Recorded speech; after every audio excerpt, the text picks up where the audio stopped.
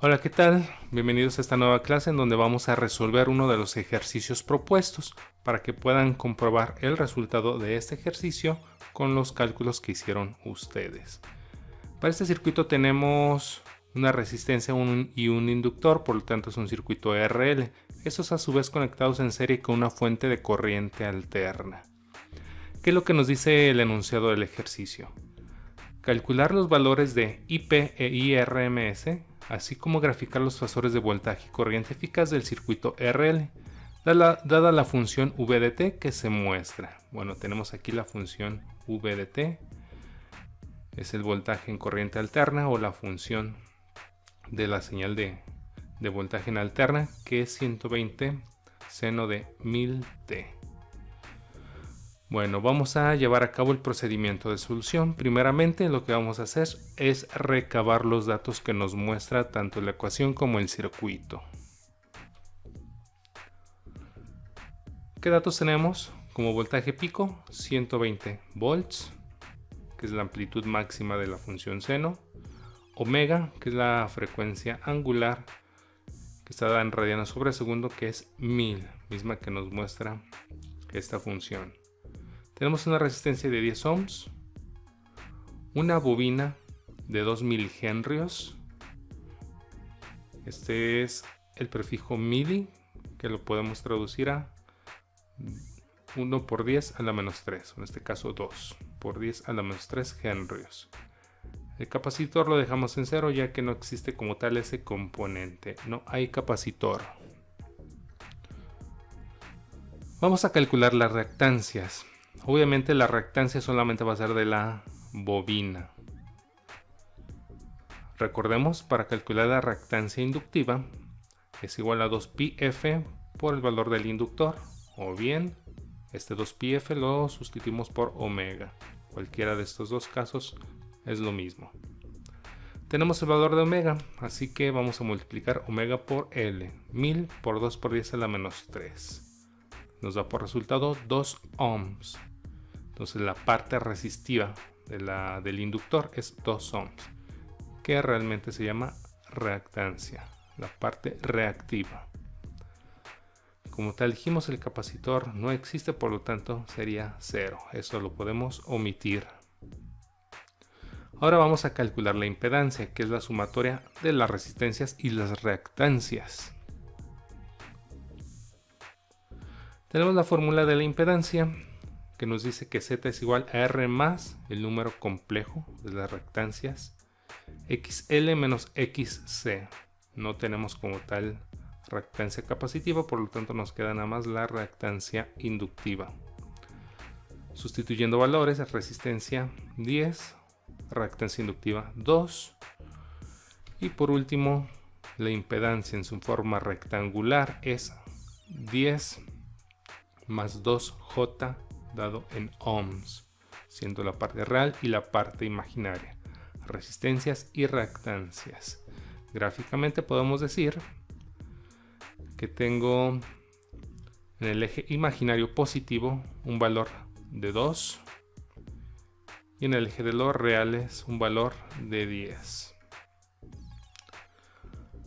Ahora vamos a calcular la impedancia en su forma polar. Recordemos la impedancia Z en su forma polar es la magnitud de Z a un ángulo. Vamos a calcular estos dos parámetros. Z es Pitágoras, prácticamente la magnitud Z lo vamos a resolver por Pitágoras, en donde tenemos como componentes lo que es el eje de los reales y el eje imaginario. 10 al cuadrado más 2 al cuadrado, y esto a su vez le sacamos raíz, da por resultado 10.19. Esto por favor compruébenlo en su calculadora o en los cálculos que ya hicieron. Ahora vamos a calcular el ángulo. Este ángulo está dado por la tangente inversa, del cateto opuesto sobre el cateto adyacente. En el cateto opuesto ya dijimos no tenemos reactancia capacitiva, solamente inductiva, que es 2, y la resistencia, que es 10. Sustituyendo valores nos queda de esta forma. y llevando a cabo la operación nos da por resultado 11.3 grados. Por favor, comprueben este resultado.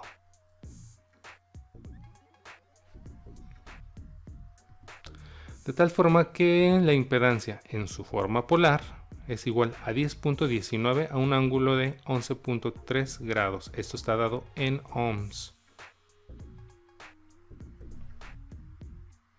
Y gráficamente viene siendo la hipotenusa de este triángulo rectángulo que se forma del plano resistivo.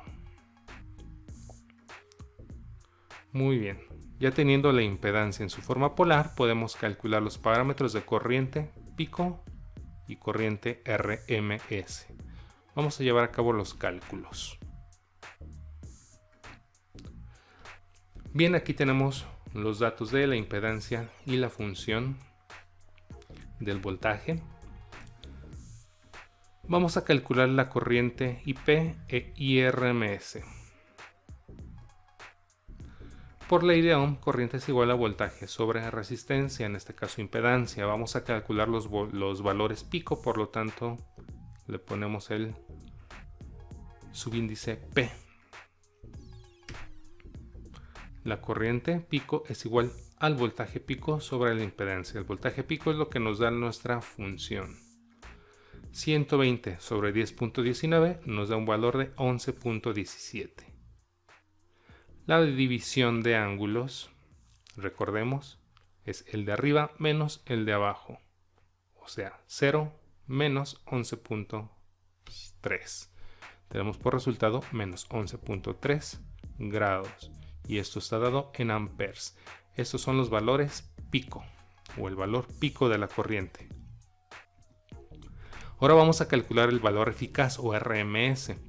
Recordemos, el voltaje RMS es igual a 0.7071 del voltaje pico. Simple y sencillamente multiplicamos el voltaje pico por esta constante.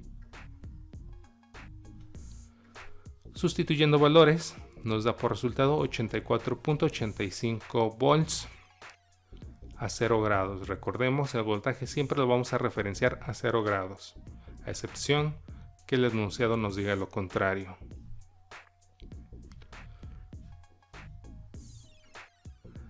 Ahora, aplicando ley de Ohm, vamos a calcular la corriente, pero ahora tomando como referencia el valor eficaz.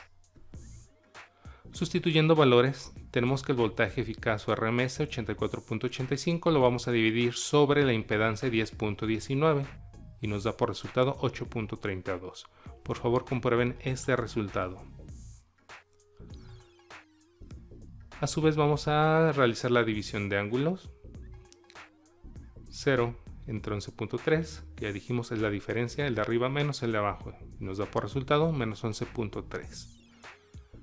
A final de cuentas, tanto corriente pico y corriente RMS, los ángulos no cambian, lo único que cambia es la magnitud, y esto por cuestiones de la eficacia o el valor eficaz del voltaje. Vamos a graficar los fasores de la corriente y voltaje RMS, que es la que nos interesa.